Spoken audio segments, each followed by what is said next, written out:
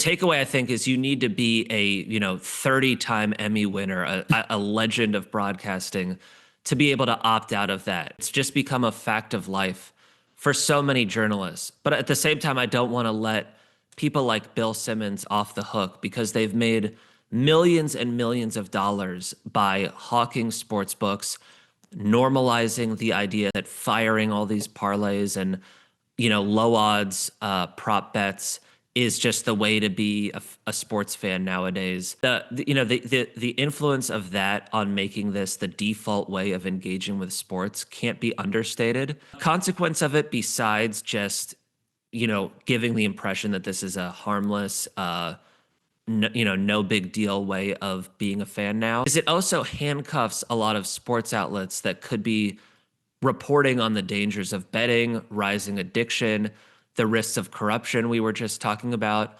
All of that, you'll be watching sports networks and feel like there's a conspicuous silence about that stuff.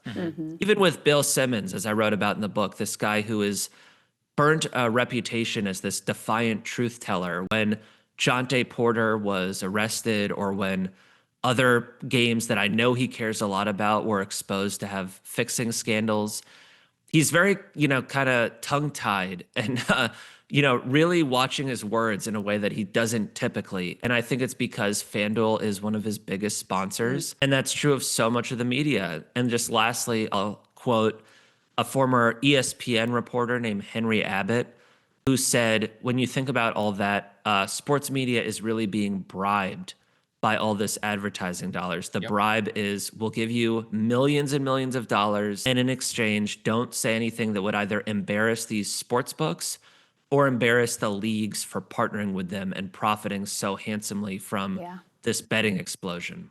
Talk a little bit more about that human cost. How is this? You're a fallible human being, and you're up against this giant business that is spending as much money as it needs to get you hooked, to trick you, to make sure that you always lose. What is the cost that this has had for people? We're seeing addiction rates rise. The expectation for a long time had been that about 1 or maybe even 2% of the population is prone to a gambling problem. In states that have legalized it, health experts believe it's closer to 6 or 8%. Wow. Among young men who are the target demo, it's much higher.